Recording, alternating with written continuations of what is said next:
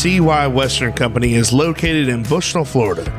It's a great place for boots, clothing, gifts, and accessories for the whole family. They are a family-owned and operated business that opened in 2008. They offer free gift bagging and layaway services, and also a 10% discount for 4-H and FFA members with proof of membership. Be sure to like them on Facebook, where customers can stay updated on sales and giveaways. You can find them next to Lowry's True Value Hardware in Bushnell, open Monday through Friday, 10 to 6, and Saturdays, 9 to 5. Be sure to check out CY Western Company.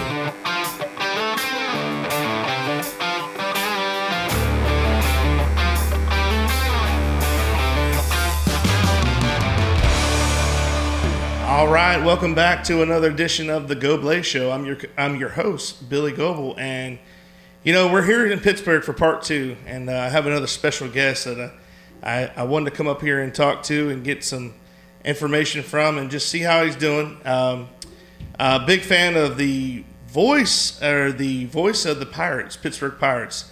Everyone, welcome Greg Brown. Greg, welcome to the show, buddy. Billy, it's my pleasure. It's great to see you. It's great to have you in the Berg, by the way. I didn't realize you traveled all this stuff. This is great. Yeah, it packs up pretty good. It's pretty portable, and I think that's a good thing because that makes me more mobile. Yeah, I like your outfit too. By the way, thank you. I think that was purposely done. I was going to say, you don't wear this every show, do you? You know what? I do wear a Pirates hat. Okay, all right. I do. Right. That was part of the deal. I said, I'll do it only if you wear some kind of pirate apparel. So you came through for me. I'm glad that I could do that. Yeah. Great to see you. Yeah, same here, Greg. I'm so thankful to have you on. I watch the games on TV, and I actually have the voice of the Pirates here doing his own thing. But I just love everything about Pittsburgh. Yeah, that's great, man. Big Pirates fan. Well, I'm sure we've talked enough, either exchanging direct messaging or on the phone or in person, that for me, I get it because I grew up a Pirates fan, listening to Pirates baseball, watching Pirates baseball, became fanatical with the broadcasting end of sports, and I love it. And it's for me, it's almost an out-of-body experience. I almost have to separate the Greg Brown fan, the growing up in the business, and the Greg Brown Pirate broadcaster, because it's an out-of-body experience. I know exactly what you're talking about. I felt like growing up, even now, I'm a fan, like I said, of the business. So I'll not just sports, but broadcasting in general. And so driving around wherever it might be, or my XM app, whatever, podcasting, whatever, I'll listen or watch or both, and critique, and become fans of hosts, announcers, and it's really neat. Yeah.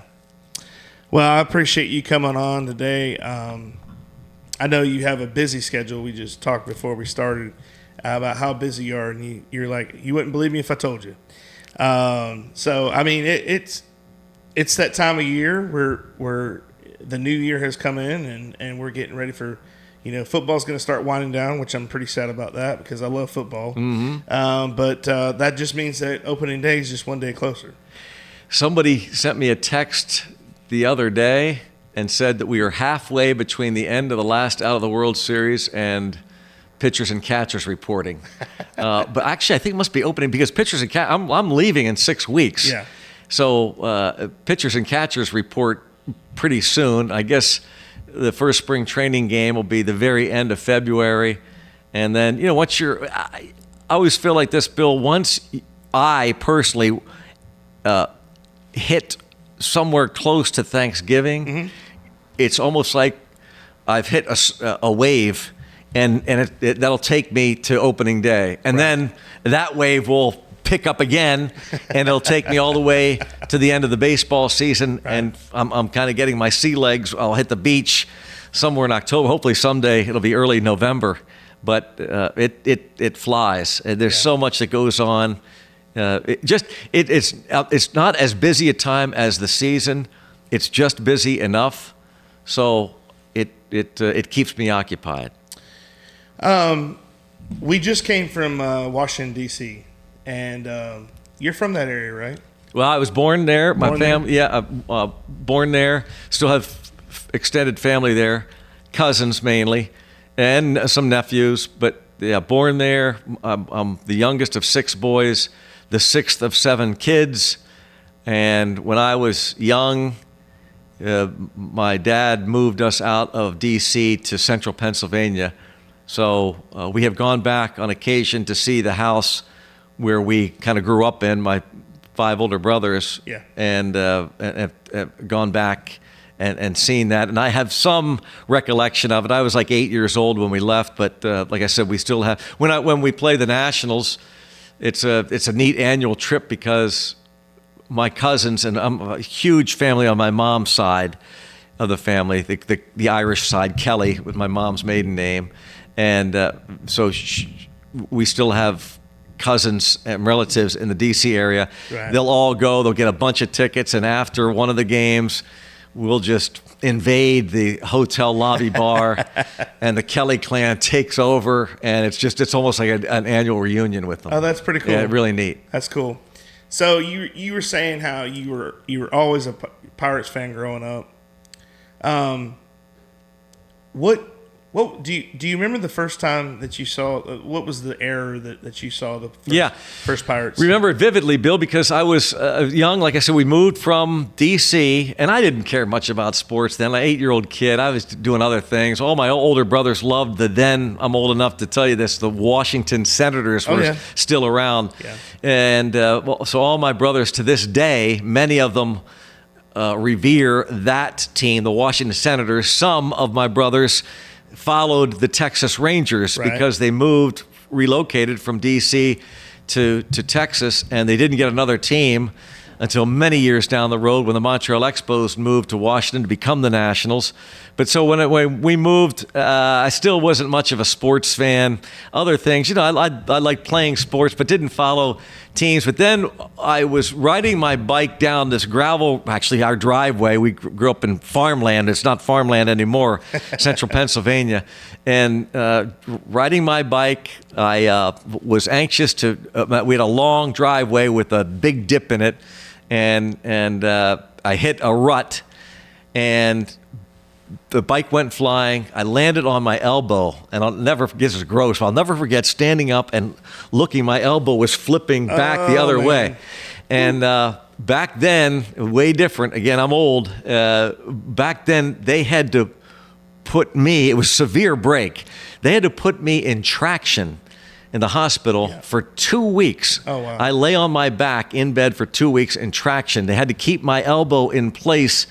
I don't know the details of it. All I can tell you is I was miserable, and my father promised that if I was a good patient, he would take me. He was in the coal business, and he was a lobbyist of the coal business, and he had business all the time. He was from Western PA anyway. He grew up in Connellsville. My mom grew up in Greensburg, and he said, if you get out of this, I'll take you next summer to your first Major League Baseball game. And that was shortly after they opened Three River Stadium. It was the summer of 1970. I don't remember the details much. It was very hazy. I remember we had upper deck seats. I remember Willie Stargell hit a home run. And I remember starting to catch the Pirates fever that day. Then 1971, we went to the National League Championship Series against the San Francisco Giants. And 1972, I believe we went to see the Cincinnati Reds during the regular season. It became an annual trip. Yeah. And my father stayed at the old Hilton Hotel at the Point. And now it's I should know the answer to that, what that hotel chain is now. But regardless, it's still there, the hotel. It's changed ownership. But my dad, he must have paid this bellhop because he left. It's hard to imagine in this day and age, our time. But he would leave in the morning, go to these business meetings, and he would let me run around the lobby of the hotel while I chased down visiting players. We would always stay at the visiting team hotel, which is the old Hilton. And I remember going down, and I collected this album of just little sheets of white paper, probably from the notepad that they had at the hotel. Yeah. And I would chase down these players, and I remember sticking them in this album, and I had like stars, Johnny Bench, Hank Aaron, Tom Seaver. I had the greatest players, Roberto Clemente. And years fast forward down the road as I get off track. I don't know if you're limited to time. No, you're good. Years down the road, my wife, we're moving from Mount Washington in the Pittsburgh area to another location. And she did all the work because it was in the summertime. We bought a house out in McCandless Township, and she got some help from some other people. Anyway, down the road, we moved to a new place, and I'm looking around one day, and I'm up in the attic, and I was looking for stuff, and I said, hey, whatever happened? She goes, oh, I threw it out. Oh. So I couldn't get too mad because she did the moving, basically. Yeah. So anyway, the little memorabilia I had, I still have a little bit, but that was precious, and so I guess I still have the memories of chasing down these players. Yeah. I remember vividly which players turned me down. Here I am, a little preteen, adolescent, and I remember players that were rude. My younger sister, because she was on one trip, and she recently said something about some player. She goes, I don't like that guy. He might be an announcer now, or he's an assistant to the president of some team. I forget who the player was. I said, why? She goes, because he turned you down for an autograph. Wow.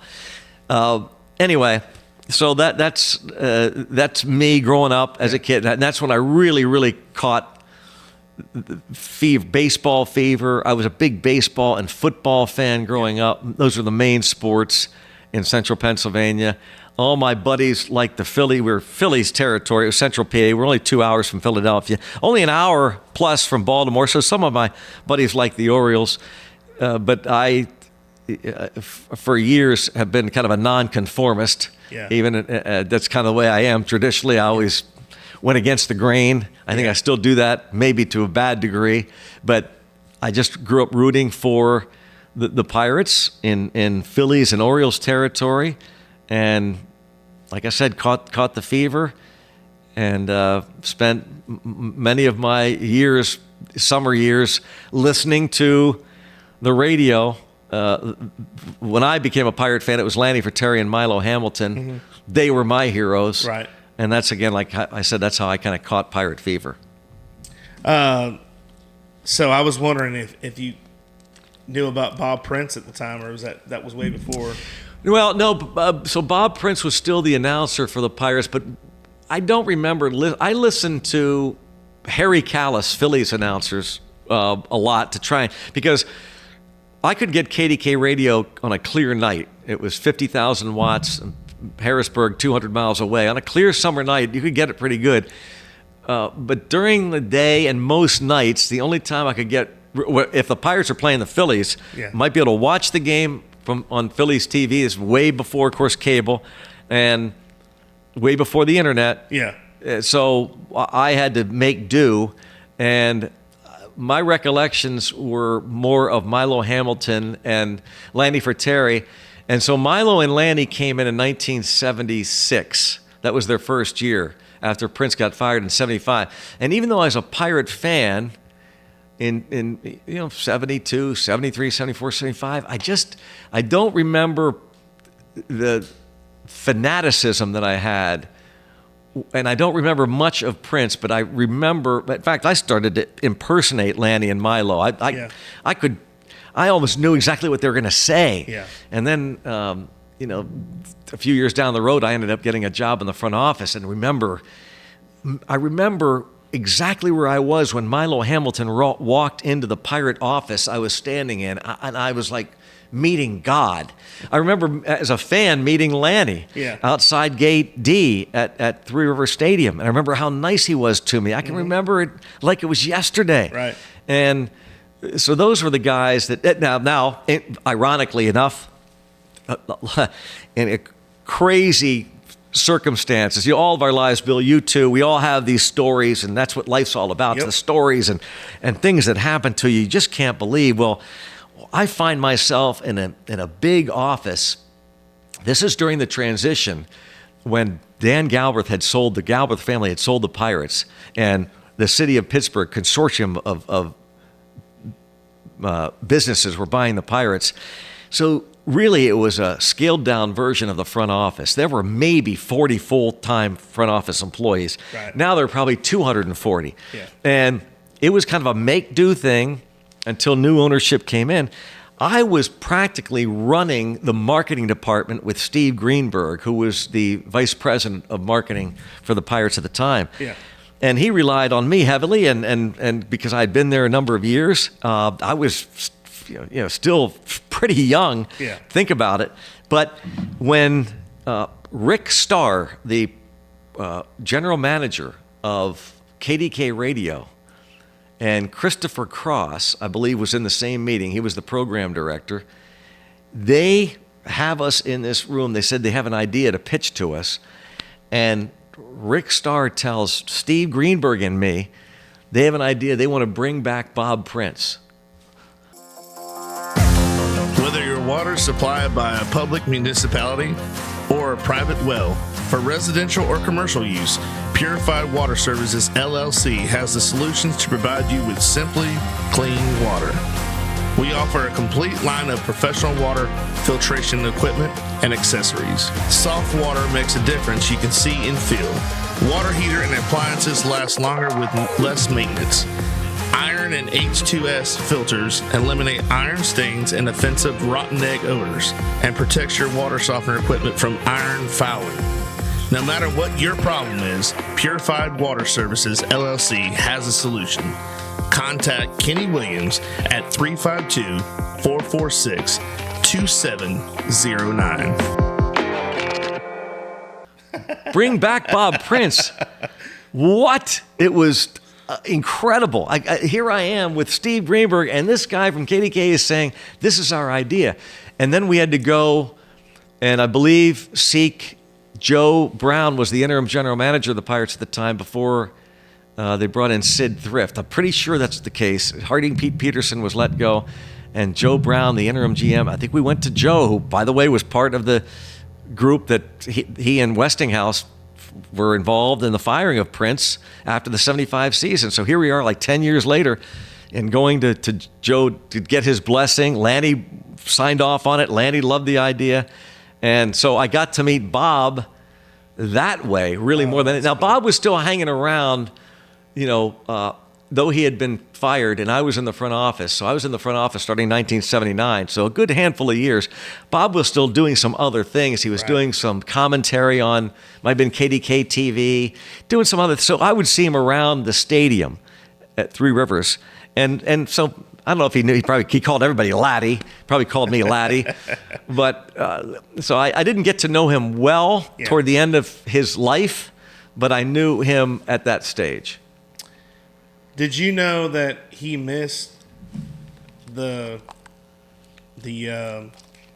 Mazeroski home run? Yes. Well, and I love that story. Legend has it, and Steve Blass always got mad at me, my buddy Steve, because I would always look up stuff on the internet. He goes, "Would you quit doing that?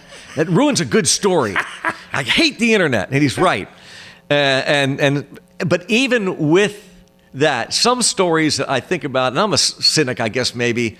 I hate to say that. Maybe cynic's too strong a word, Bill. But I try to check my sources. I try not to tell a tale. Yeah. But that's part of baseball, which is really cool. It's a great story that Bob Prince claimed that he was in an elevator and didn't know.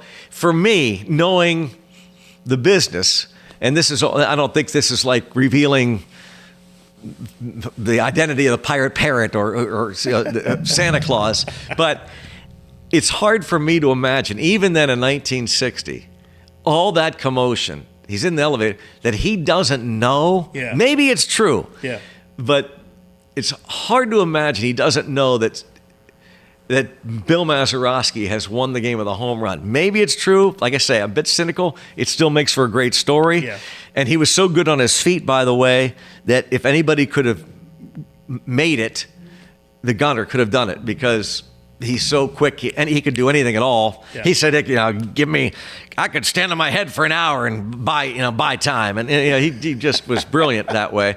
And but it's like I said, it's a great story. The fact that he says he was in an elevator, unaware how the game would end, but he was going into the clubhouse and found out only later after he had interviewed Maz that it was Maz who hit the game-winning home run. And that's funny about this story is you can go and watch the video, the post game, and he kind of like, yeah, that was great, and he just dismisses him like this guy just had a walk-off game, like the home run, and he was just like, yeah, that was great. Wasn't all right. Yeah, get out. All right. So my side of it is, so if I'm playing devil's advocate, and we'll never know, the gunner's long gone.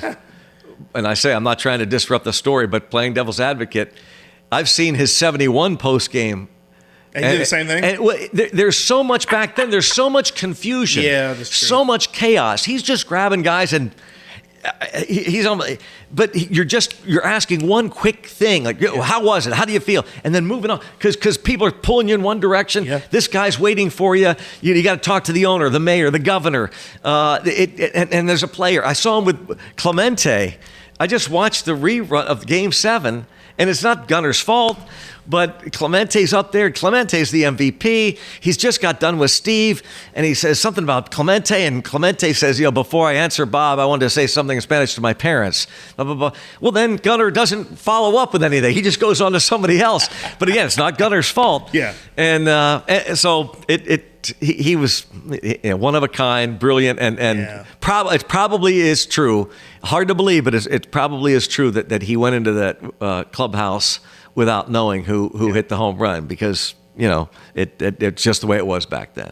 Catfish Johnny's Restaurant, serving the Lake Pennsauken and surrounding areas since 1990. For the last 33 years, we have strived to serve great food at great prices and a friendly, casual atmosphere. If seafood isn't your thing, our burgers or wings are the best around. We have daily specials too.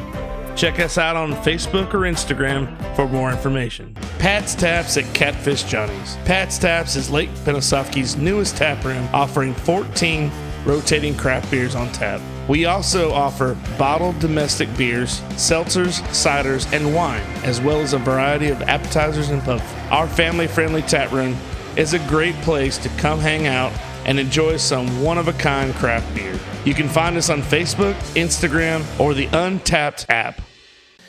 Yeah, and then he said he talked to his wife later on, and she's like, yeah, this is what happened. Mazeroski hit the winning home run. He was like, what?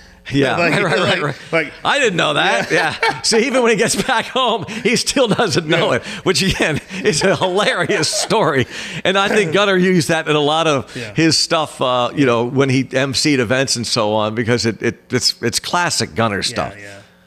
Yeah. So, I grew up watching. I was part of Three Rivers. I got to watch. I kind of came in when it was the Killer Bees. Late 80s, early 90s, yes, sir. With the Killer Bees, Van Slyke, Fort and I were talking about Spanky, and he's like, "Oh, I love Spanky. I love Mike," and just all these characters that just from that time and era. And not like I was telling Fort, the history is so rich with this city and. People, I'll say, like, when we were coming up here, I'm like, I'm going to go to Pittsburgh. And they're like, why? And I'm like, because, it's great. I think it's a great city. And they're like, and they have this misconception that it's still dirty. And I'm like, well, yeah, maybe back in the 40s. Yeah. But not now. I mean, it's changed. No, it's a personal thing for me, because I tell people, and I mean this sincerely, when my father took me to these annual trips, and I'm a little kid and I'm sitting there in the passenger seat, the front of the car, before you had to wear seatbelts, and I'm staring through the glass of the window, and it might have been smoky back then, I don't remember, but I do remember going through the Squirrel Hill tunnels. I've said this to people when I speak publicly about the city and so on, and I've had people come up, you don't mean the Squirrel, you got that wrong. You mean the Fort Pitt tunnels. No. We drove through the turnpike we went through the Squirrel Hill tunnels. Now, there's no better view maybe in the world than going through the Fort Pitt tunnels. Absolutely. And as Willie Stargell would say, and this city opens up its arms to you. Yep. That's just out of bam. It just hits you in the face, and it's a spectacular view. But again, I'm coming through the Squirrel Hill tunnels on the Boulevard of the Allies, but I could see, looking up at these, for me, gigantic skyscrapers. And I just stared up at those skyscrapers. And then we would go to this game, and my favorite place of all was Three River Stadium. I loved that place. And then we would stay at, like I said, the Hilton Hotel. And I remember being up the 15th, the 20th floor, and staring out, looking across the rivers. And the river, the Ohio and the Allegheny, of course, converge, and right there at the Ohio where they meet. And looking at the lights were still on at night as they cleaned up the River Stadium. And I'm looking across there, my face pressed against the glass, the window of the then Hilton Hotel, just staring at this in awe. I couldn't believe how spectacular it was. So for me, Bill, Pittsburgh was my Oz. Yeah. It was my the yellow brick road was the Pennsylvania Turnpike for me, and it led to the Boulevard of the Allies. And and eventually Forbes Avenue. And so you talk about history, you talk about the city itself without the Pirates as the history of the city, but you add the Pirates baseball and the Alleghenies and how it all happened. The name Pirates is so cool. Everything about it. Pittsburgh, the Pirates history, the first, I can't off the top of my head name all the firsts of how it's tied to the city, to baseball, to sports. You think about it. You think about the first night game in World Series history took place in the city of Pittsburgh. Talk about the first steel structure of a stadium was built with U.S. Steel, and at Forbes Field, all the other stadiums were wooden. If I thought about it, I could mark it down ahead of time and just go on and on and on about the different historical moments that have taken place. And it's just such a great it's woven into the fabric of the city. This team, the Pirates are the third oldest sports franchise in North American sports history in terms of longevity, staying in one place, one franchise, one league when it joined the National League. It's the third old. Think about that. The third oldest professional sports franchise. It doesn't have to hold second place to anybody. And it angers me when people don't appreciate how great a city and how great a franchise Pittsburgh and the Pirates are together. Yeah, like I said, being from Florida, we came up on vacation because my mom is actually from East Liverpool, Ohio, so she's on the river, and we would come up for family reunions, and just like you said, you're going to making that trip.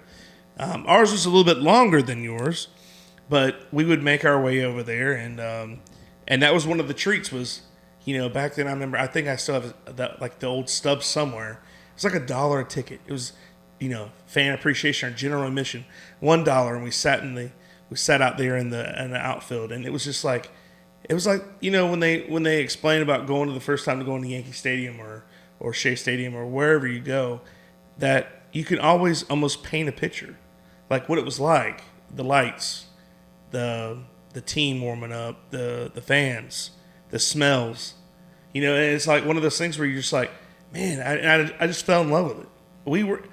I had nothing. I had no ties. My parents or my mom's side, but other than that, if I had never been up here, I would have never known.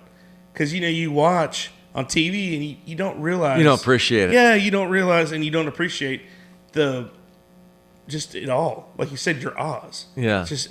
When I come here, I'm in awe. I'm like, wow, this is such a beautiful city. Oh, it's spectacular. It's cleaned up. It's beautiful. Yeah. It's and I've heard so many people tell me that over the years that they finally have made their way to Pittsburgh. They've come to PNC Park. They've come for a long weekend. They stay and they make it an annual trip now. And I didn't realize how beautiful Pittsburgh was. Yep. And you've heard the same thing. It's really it's a beautiful city. It's all. You can negotiate Pittsburgh. It's all there for you in that one place. That's what's so neat about PNC Park. You feel like you can reach out and hug the city. Willie Stargell, as I said, when you go through the Fort Pitt tunnels, the city opens up with its arms. Really, you can open up your arms and hug the city. It's compact. You can navigate it. Yeah. It's doable, and it's beautiful. My uncle likes to say, PNC, I was telling the Fort this, PNC is like they built the stadium and then they built Pittsburgh around it. Because you look at that skyline in the outfield, and it's just like one of the most. I mean, I've got friends in Florida that they don't have any ties with the Pirates, and they love PNC because it's such a beautiful ballpark. I've got a friend of mine, Brandon. He's a big baseball guy, and he does all the fantasy stuff. He's really into it, and that's one of his things on his bucket list is I got to go to PNC. And I'm like, brother, when you do, you will be forever changed. It's just a beautiful sight. I mean, and like I was telling the Ford, I said I grew up Three Rivers, and I just think it was way too big. You got the baseball and football commenced together, and then you can't. It's not like PNC just feels like it's cozy. Like it's smaller, but it feels like it's meant to be, I guess you'd say. Well, back then, Three River Stadium was the time when a lot of franchises, cities went to the multi-purpose stadium to hold both football and the Veterans Stadium in Philadelphia, Busch Stadium in St. Louis, Riverfront Stadium in Cincinnati, the artificial turf, so football and baseball could be combined to play. But you're right, and I almost feel for the Steelers fans because Heinz, or whatever they're calling it now, Acupuncture Stadium, that is very generic, and it doesn't have the feel, the intimidating factor that Three River Stadium was. It was a football stadium. Yeah. It was, as you say, it was not meant for baseball. And the original plans were, when the Pirates were moving from Forbes Field, I've seen the artist renderings of what the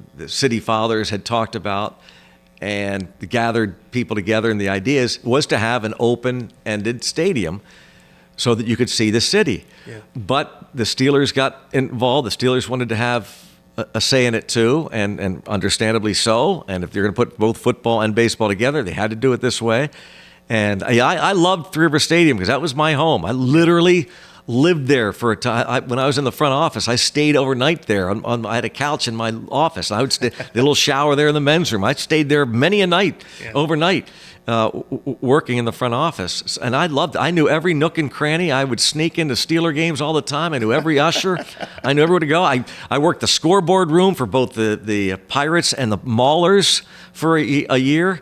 I was the producer for when they first put that video board up there at Three River Stadium. I loved that stadium, but it didn't have, as you say, the coziness that PNC Park, a baseball-only ballpark. That's what we needed.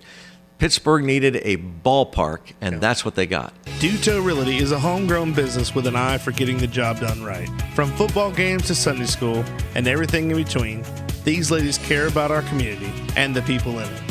Helping buyers and sellers in all of Florida with all types of transactions, including residential, commercial, farm, or vacant land. They do it all. They even offer auction services and sellouts to always get the job done right. Well, and it's not, when you share like that, it's not your park. Just That's right. Like, you know what I mean? Because you've got some other other team, tenant, Just like New York, and in New York with football, they got the Jets and Giants. They share, or LA with the Rams and Chargers. I mean, like the Pitt Panthers and the Pittsburgh Steelers. Yeah, absolutely. And then it's not your home. Right. Like, this feels like home. PNC Park is the home of the Pirates. That's right. But like I said, I love Three Rivers. It was I can still see it. And I found some old pictures one day, and remember walking across that bridge to go to the game, and just like I said, at night the lights, it was just something. It was massive. Spectacular. It was spectacular. And there are a lot of things about it I miss. I miss the artificial turf because those games were so exciting, so much faster. When the game is played on turf, the ball shoots off especially wet turf. When you did get 50,000 fans in there, it was awfully loud. Yeah. I miss the football part of it. I miss, as a broadcaster, not knowing where the ball's going to be because we're way high up at PNC Park, and it's very tough to, with where we are, to know exactly what that ball's going to do, where it's going to go. Right. The dimensions our depth perception is different.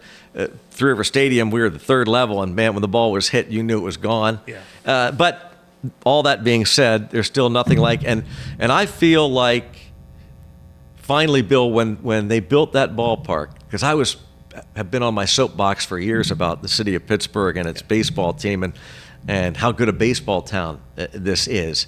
And I said forever, on the air, off the air, to friends, fans, acquaintances, texts, emails, phone calls, in person. Like I said, on the air, off the air, whoever would listen, I said, this is as good a baseball town as any in the country. I promise you. Yeah. But what we need two things. We need a ballpark, our own, and we need a winner. Because that's what teams do. That's what every sports franchise, when you win, they come. Yeah. And when 2013 came along, really 2012 is when it started to turn for good, a sea change. And then 13, 14, 15, and then I probably, I've oftentimes said, I told you so. This is what I'm talking about. Yeah, exactly what I meant. Absolutely. They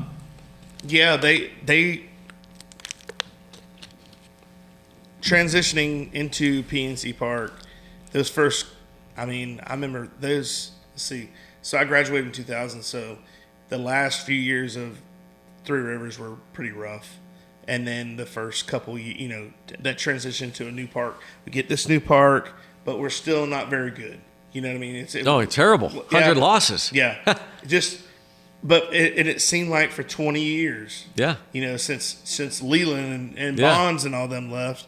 Like when we were talking to Michael, it was that turnaround, you could see it, and it was just like almost like you were dying of thirst, and you got that hydration drink. Yeah. And you're like, oh, that's what because I've never got to see a championship. So, and I don't know how to be about that. Other people have gotten, St. Louis and New York and all these, Washington. They all had championships in the past 10, 12, 15 years, and it's just like, man, when is it going to be our turn? Yeah. But I think that's what keeps you going, is that faith, and you're like, you appreciate the better times when you're. I agree, 100%. You know what I mean? When you're doing very well. One of my pet peeves is people abandoning a team based on I've gotten into arguments with people. Now they say I'm not a Pirates fan anymore. They don't. I say, wait, whoa. I grew up a Chicago Bears fanatic when they were horrible. They couldn't sniff 500, let alone the playoffs. Every year they were terrible. The worst team in the National Football League. Yeah. I loved them. I once drove from Mechanicsburg, where I grew up, Pennsylvania. Actually, my brother drove because he was a Washington Redskins fan because we grew up in D.C. Gotcha. I was a Bears fanatic, and he drove us to Chicago to see the 0-8 Chicago Bears against the 0-8 Washington Redskins. I couldn't wait to get there. I can tell you, I was one of the fans at halftime. They were losing, the Bears, and I went down to one of the tunnels where the Bears are coming. I was screaming to fire. The coach's name was Jim Armstrong. Neil Armstrong. He had the same name as the astronaut. Yeah. And screaming, fire him. But do you think I ever abandoned the Chicago Bears because they were? Of course not. Nah. I couldn't wait until the following week, and I couldn't watch their games because they were never on national television. Yeah. They had to be the game of the week. They had to maybe be playing the Lions on Thanksgiving Day and hope to see them. I grew up the end of Gale Sayers' career. I remember Gale Sayers. That's how I fell in love with him. I thought it was a thing of beauty to watch him run. And then Walter Payton. Later, I got to meet Walter Payton. Sweetness. Yeah. I mean, daggone it. But that's my point, is you don't love a team. That's not a fan. You don't love a team because they win. That doesn't make sense. No. You love the team because you love the team. That's right. What's the reason? Well, I fell in love with the Chicago Bears in central Pennsylvania, and darn it, I'm never going to give that up. And I kept fighting. And boy, when they won that Super Bowl in 1986, as you say, there was nothing sweeter for me because I had been with them all those years. That's right. That shows the true commitment. Yeah. Yeah. Speaking of football, and I don't want to go back what Steve Blass said about the internet, but I did a little bit of research, and I did not know that you did a stint in Buffalo with the Bills. Yeah. That's crazy. Yeah, I went 5 years in Buffalo. Well, I spent 10 years in the front office doing everything else with the Pirates I'm talking about. Right. I started doing I mentioned I did scoreboard stuff. I was in the promotions department. I would sell promotional days. I used to book national anthem singers. I was a backup parrot. I booked the parrot and was the parrot for a time. That was part of my job. But I did everything. I was like Mr. Fix-It. Yeah. You ask anybody in the front office at that time, who would you go to if you needed something?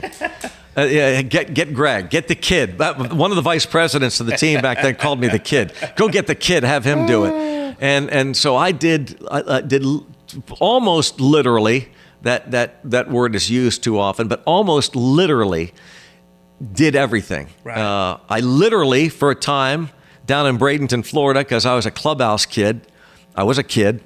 But I did the instructional league down in Bradenton at Pirate City, and I had 4 teams, and I was the clubhouse guy, so I literally cleaned jock straps and toilets, and so I could say it. But I always wanted to forever be a broadcaster, and they saw that in me, and they started to create something. They created a liaison between KDK Radio and the network affiliate. So I became the first radio TV coordinator for the Pittsburgh Pirates. Later, that was transitioned into the director of broadcasting position. So I worked at the KDK. I wrote scripts, radio and TV scripts for Lanny Frattarian, Jim Rooker, and John Sanders. I produced the highlight films. I did a weekly radio show on KDK Radio called This Week in Pirates Baseball. And eventually I did some stuff in Youngstown, Ohio, thanks to my buddy Bob Pompiani, who's a longtime sports anchor and sports director at KDK. I was a NBC affiliate, WFMJ TV, Channel 21 in Youngstown, Ohio for a summer, doing weekend sports, while I still did work at the Pirates, including I did the music between innings, working with then organist Vince Lashide. I did public address announcing for a year. So the point is, Bill, I did everything, and Lanny would always say to me, I did some stats for Lanny. Mike Lang helped me out one day because I was doing some pre- and post-game stuff when Mike and Steve Blass were doing some cable games. They did about 50 cable games, and Mac Prine, the former president of the Pirates, the late Mac Prine, saw something in me. He said, even though I was a full-time employee, let Greg do pre- and post-game interviews on our cable because we should have somebody do that with the players. And I traveled with Mike Lang and Steve Blass as a 24-year-old. I'd never been outside of Pittsburgh, and what an education that was. Yeah. Oh my goodness, to learn the business. And but Lanny always said, if you want to become a major league play-by-play guy, you got to go to the minor leagues. Yeah.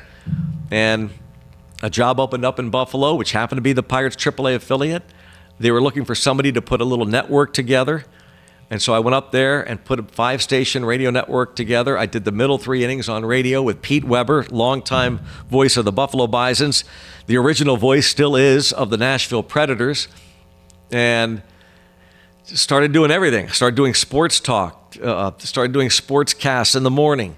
I started hosting we didn't have the rights to the Buffalo Bills when I went up there, but we did have the rights to the Bill Polian and Marv Levy's shows, their weekly shows. Bill Pulliam was the general manager. Marv was the head coach. Yep. And I did that for a couple years. And unbeknownst to me, the program director calls me into his office one day, the radio station, WGR, and says, we'd like to offer you the color job for the Buffalo Bills. And I got angry. I said, what? He goes, we'd like you to be the color man for the Buffalo Bills. I said, I didn't come up here to do football. Yeah. I'm a baseball guy. And I stormed out of the office. And I think he must have thought it was like a negotiating ploy, because I ended up getting more money. They came back, and that's not had anything to do with it. But it did. It paid off, literally.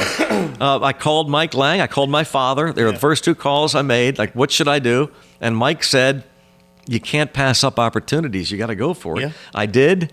And so I was in the booth for 4 straight Super Bowls. One as the pre and post game host of we did a 3-hour long. Back then it was unheard of to do 3-hour shows, but Pete Weber and I helped pitch the Bills. This is a 3-hour radio show we're going to do before the games, and we sold it to them. Right. And we ended up getting the rights, and I ended up getting the job, and found myself. And I think that job put me on the map in Pittsburgh once again. When I went to Pittsburgh the first time, when I left Pittsburgh and went to Buffalo to become a baseball announcer, the job opened up 1 year after I left. John Sanders left. He was a Pirate broadcaster. He went to the Cleveland, then Indians. So a job opened up, and I thought, okay, I put a year in Buffalo. I did my time. Yeah. I submitted my tape and resume. They knew me. I said, I'm going to get the gig. They didn't hire me. Oh, man. I was stunned.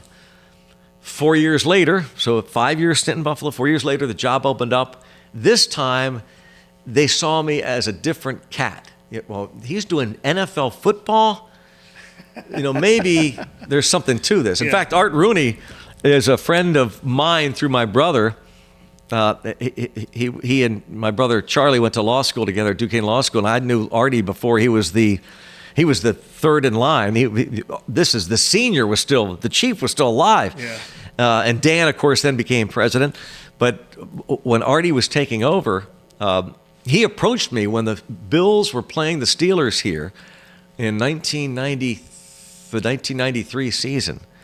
He told me that there was going to be a change in the Steeler broadcast booth and wondered what my situation was. Yeah. And so there was a time where I was, had the Pirate job not opened up, I would have gone for the Steeler job, which is kind of hilarious how we talk about life stories, where your life goes, where does it go otherwise if this Pirate job doesn't open up. But it opens up, I get the gig, and I think due in large part to my stint with the Steelers. Promotional consideration paid for by the following. Travelin' Tom's Coffee Truck, the delicious mobile coffee truck that brings you the caffeination inspiration you need. We deliver signature coffee products like our Nitro Cold Brew and Caramel Frappe to any occasion or festivity. And for those who don't like coffee, we offer a variety of delicious hot chocolates, energy drinks, lemonades, and teas. That's Travelin' Tom's Coffee Truck.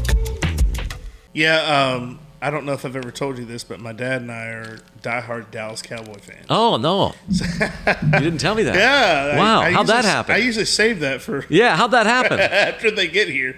Well, my dad growing up, he was just a Cowboys fan. And back then, that was, that's... Well, they're the America's team. They were America's team. So they were always on TV. Yeah. So, but on my dad's side, some family lived in Miami. So he kind of liked the Dolphins, and the Dolphins were good, back in the 70s. And but yeah, those 2 Super Bowls.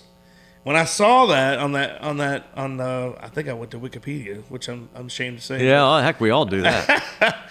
I saw that you were at both Super Bowls, and I'm like, oh man, but it had to be such a cool experience to go to 4 Super Bowls. No, it was the things that you do.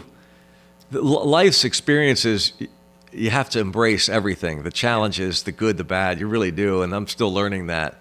because I didn't want to go to the minor leagues, by the way. I didn't want to go to the minor league. I thought, you think about it, Bill, and I tell aspiring broadcasters this, high school, college students, even people out of college, people who still want to do, I tell them that I was already in the major leagues in the front office. So I had to make the leap of faith. Without a safety net, I was going to the minors. I was going the wrong way. Right. People go the other way. They go up. I'm going back down. You felt demoted. Yeah, I was getting demoted. And I thought, so there was no guarantee whatsoever, but I must have had enough confidence in myself that, and I also didn't think, when you're doing the job you love, I was still loving the fact I was embracing the broadcasting job that I wanted my whole life. I didn't really, I'd love to be in the major leagues. I'd love to be a Pirate broadcaster, but heck, here I am announcing at AAA, and Buffalo is as close to the major leagues as anything else. I mean, they treated me so great. Bob and Mindy Rich, the owners of the radio station, Rich Products, who are just the salt of the earth, the greatest people. They taught me so much. They taught me how to treat people because they, all that they own and their net worth it doesn't compare to how they treated me as an employee and a friend. Right. And if I don't take that job, I don't get the Pirate job. I don't meet people like that. I don't meet Marv Levy. It was Marv Levy and Bill Polian, unbeknownst to me, that had gone to the program director of the radio station. Because, what in the world's Greg Brown doing it? Well, they said, you're looking for a color analyst. Yeah, our radio station guy. And Bill and Marv said, the guy you should get is Greg Brown. Now think about that. The GM and the coach of the Bills are telling somebody to, because they saw something in me that they thought, and they were right in terms of my work ethic, second to none. I wouldn't be outworked. And they said, you'll have a beat reporter at Orchard Park, where then Rich Stadium was named then. And I was there every day. I was there every day training camp once it opened up in Fredonia, New York, every single day. And I broke some of the bigger stories for the radio station, but I got to know the coaches, the personnel, the players, and it was just an incredible experience. Yeah, I was going to say that those 2 Super Bowls, I mean, for the longest time, my dad and I would just sit there and watch those over and over. I mean, it was one of the... they were... Destroyed the Bills, you could say it. Well, not the second The first time. half. The first time, that was the first half was that's close. When Jim Kelly got taken out. Yeah. But the second time, the last Super Bowl they went to, Buffalo was ahead at the half. And then Thurman Thomas forgets his... You remember that? Thurman Thomas didn't have his helmet on the side. Like, he couldn't find his helmet. Yeah. But the second half opens up with a fumble and the return touchdown, and that was James Washington. Because but by then, and you're thinking like, this isn't meant to be. Yeah. Everything seemed to be going against. The nation was against the Bills. They didn't want them going back. They didn't want the Bills to go back for a 4th straight Super Bowl. It was it hurt. It hurt a lot. The worst one was the worst because it was so close. The Norwood missed field goal wide right against the Giants. And the other ones, like you said, the first half was close, but after that, all of them became blowouts. Yeah, Buffalo, they're true to their team, just like Pittsburgh is to their team. Oh, I've said to people, this is no disrespect for Steeler fans, but as I said before, it's a winner's town. This is a winner's town. When I got off the plane, the charter, following the Bills beat the Oilers in the greatest comeback in history, had to come here to beat the Steelers then, and then had to go on the road to Miami and beat the Dolphins for the AFC Championship game. We flew back into a snowstorm, and there had to be 7 inches of snow at the private airport. But I remember vividly going through not just the snow, but the road winding to the airport was filled with Bills fans not in cars, out of their cars, screaming at me and pounding the hood of my car. Even me, Greg Brown, and I'm like trying to drive through these people in the snow. And they are rabid fans in Buffalo, as they are here. And again, I'm sensitive to this. The Steelers are a great organization. That's why fans have come out, because they've continued to win. Gosh help them if they ever went through 20 straight losing seasons. Because you wouldn't be able to, and there have been times, by the way, nobody talks about this, but this is the truth. I've gone to Steeler games when sometimes they're meaningless games, sometimes they're still in it. I was at a game about 5 years ago. They're playing the 49ers, I think. It was maybe halfway through the season, maybe 3/4 of the way through this. Steelers were pretty good, 49ers were pretty good. It was like a Sunday night game, beautiful night. And I couldn't believe had to be 20,000 empty seats. I'm saying, where are these people? Right. And I'm hearing, I've heard people tell me the reason Steeler fans weren't there, it's too nice out. It's a Sunday night, they have to work. I'm going, wait a second, please. I've heard every excuse in the book. Come on. It just goes to show you it can be fickle, but you have to win. You have to win, or it's not a Steelers town. It's not a Penguins town. It's not a Pirates town. It's a winners town. Yeah. That's a fact. That's just the way it is. I had a friend of mine who had a chance to go to Buffalo and play college football at Buffalo, and he was telling me how on the campus they had all these corridors, like hallways. He's like, "What are those for?" And they're like, "Oh, when it snows, you got to be able to get from class to class." And he goes, "Check, please." I'm out of here. Yeah, he's like, that's all I needed to hear. Yeah, he's like, I'm not even going to try. Yeah. No, I love Florida, so he ended up going to Florida Atlantic down near. How'd it work out for him? It worked out pretty good. Good. He didn't play pro, but he's now one of our coaches. That's at the cool. high school. So he came back, and we have a lot of guys that come back to our high school and coach, and it speaks volumes for the tradition and our coaches and what they believe. That's great. Absolutely. It's really cool. Promotional consideration paid for by the following. Webster Ace Hardware and Farm Supply are generous sponsors for today's podcast. They have been a family-owned business for 27 years. This helpful hardware store sells items such as archery, Ariat clothing and boots, Wrangler jeans, case knives, Hammond's candies, and live fishing gear. They also have a full selection of hardware, RV supply, propane, Ben Moore, Royal & Clark, and Kenningston paints. You need a barn or fencing job done? Custom barn kits and roofing metal are provided at your local Ace Hardware store. What about a new grill for the yard? Traeger, Big Green Egg, Weber, and Blackstone are found here, along with all the accessories to go with them. Stock up your workshop with DeWalt, Milwaukee, or Craftsman tools. They got you covered. Remember to go to ace.com to shop their entire line to have items shipped directly to the store. I didn't mean to bring out old stuff. No, that's all right. I actually use it in my when I have speaking engagements. It still gets laughs. I tell people, because someone will introduce me and say he spent 4 years. I tell the story of when Steve Blass first introduced me at first speaking engagement was 1994, my first year. The Pirates were terrible that year. That was when the teardown had started. There ended up being a baseball strike. Yeah.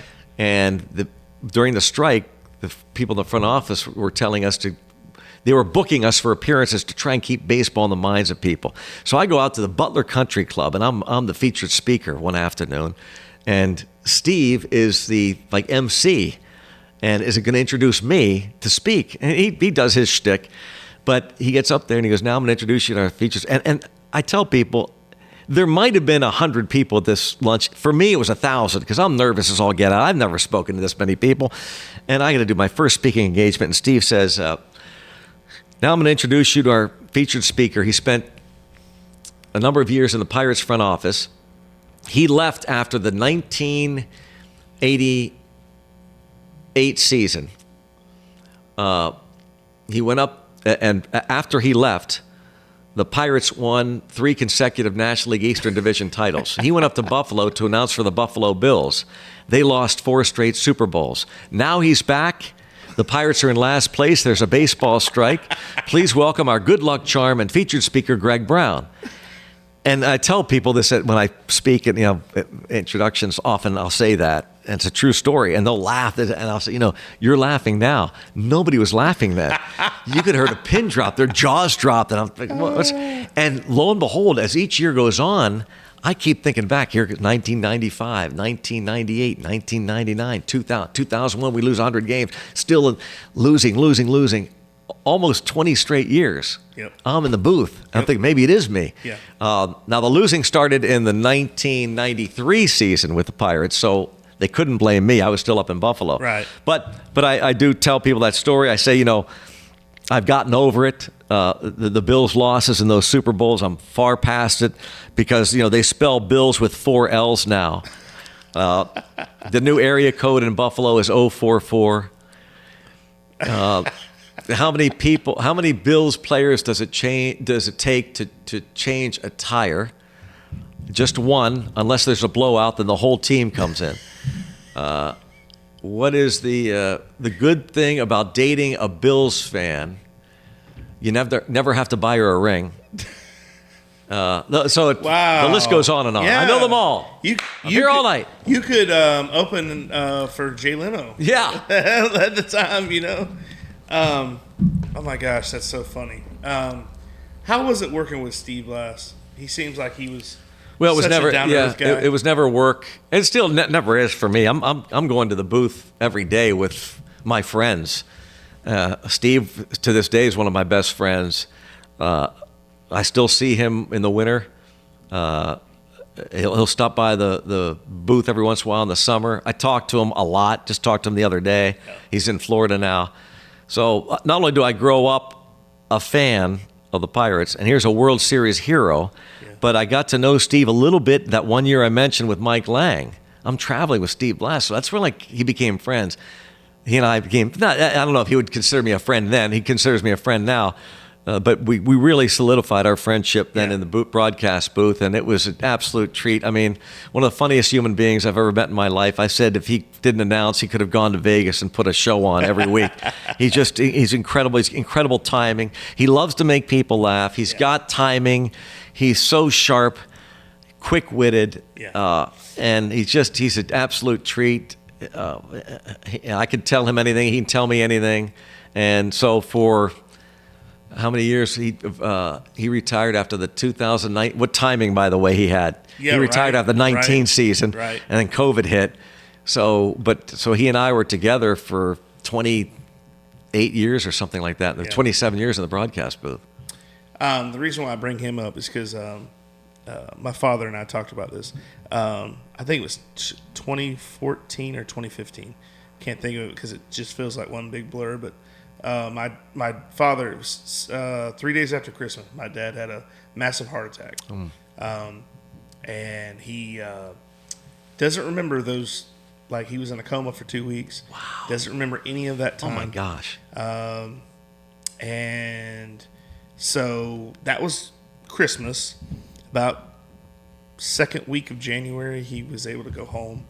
But they told him, they said, you're going to need, they put a stent in him while they were in there. Wow. And did the coma, was able to come out of it okay.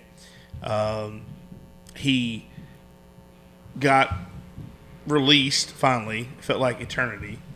And so they told him, they said, hey, you're going to need a quadruple bypass. Jeez. So there's a game, and we my sister has it on her Facebook, but there's a game I tweeted you, and I said during the broadcast, and it was you and Steve, and I said, hey, I'm just sitting here with my dad in Florida. He just had his quadruple bypass, and he's recovering. We're watching the Buccos, and didn't know if you'd even see it. Didn't know if anybody would even see it at all. But we're just sitting there, kind of, when you're watching a baseball game and you just relax, and then all of a sudden, I hear you say, want to give a shout out to Greg Goblay in Florida at surviving a quadruple bypass surgery, and Steve Blass says he needs another shout out. There's that timing. Yeah.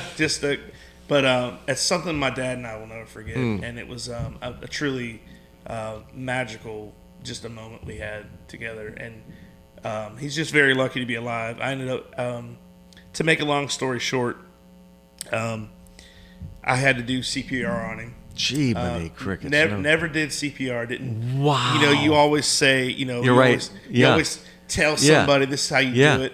But holy cow. My goal was just don't let him die. Unbelievable. So he survived all that. Had the quadruple bypass. Now, had you had classes? No, not at all. How did you know how to do it? I just did it. Unbelievable. The good Lord was with me that day. Holy I can't take full credit or anything. I don't know how it happened. I don't know why. I was the calmest person in the house at that day. How many people in the house? It was just my mom and I and my dad, but my sister had come over, and that's when he kind of fell out, and he collapsed and kind of pulled him on the ground. And the ladies, I got 911 on the phone, and they're like, "You're gonna have to start doing CPR." And I said, "Ma'am, I don't know how to do that." You think it's something that easy where you can just hey, but they have classes for it. It's not just something that you just do on a Wednesday.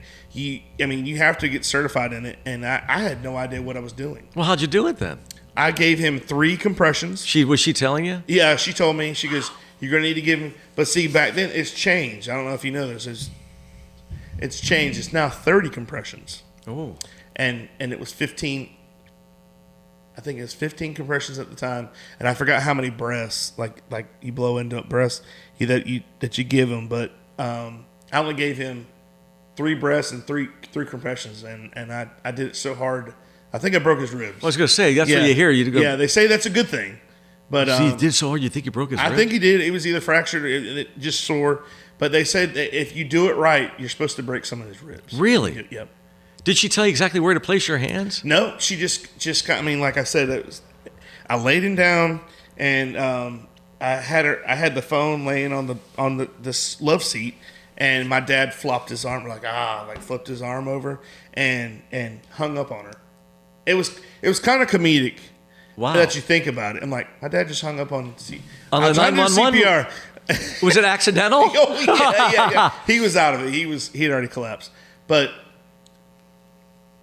seeing someone die, it's like I saw my father die. I was in bed, the bedroom with him. Really? My mom and I. Yeah. How the life comes out. Oh yeah. Yeah. You see the soul leave. Yes. Yeah. It was literally like water level, water rising. Yeah. But he's still with us. Daggone it. He had that going on. He before that he had ripped his bicep.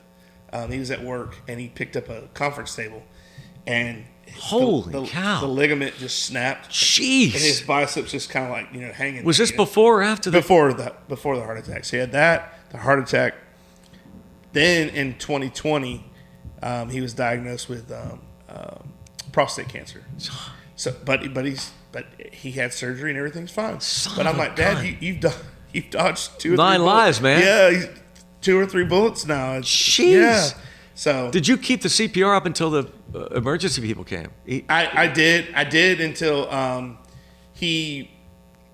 got him to take a breath, and I said, I told the lady on the phone, I said, "Ma'am, he's breathing," and she was like, "Okay." I said, and in like 5 minutes seems like eternity. Sure. So I'm like, looking around, like, where are the paramedics? Because they weren't maybe 5-10 minutes away. Yeah. But it just felt like seems like forever. It does. So time stood still.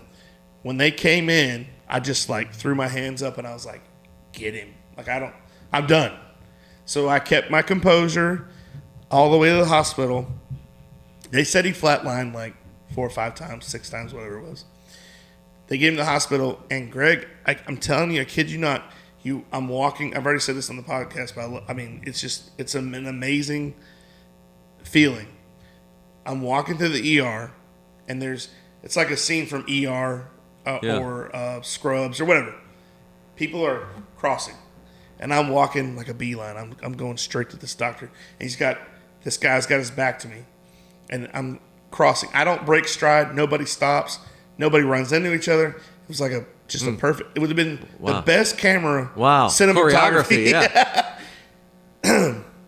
I go up to this doctor. He turns around, and it's like he knew who I was without even asking me. And he just held his hand out, and he goes, he's going to be just fine. Wow. And that's when I was like, okay, I can let loose now. And I bawled like a baby. Unbelievable. So, those moments like that. But just so you know that what you may not think that, like everybody says, they'll look at it and they go, that was awesome. But they don't realize how awesome it was to be sitting there with my dad watching the Pirates. And it's just something that I took for granted before. Man, you know what I mean? And it's something that I didn't think I was ever going to get to do again. My goodness. What a story. Jeez, oh man. Thanks for watching part 1 of this 2-part podcast. Check out full episodes on YouTube and Spotify.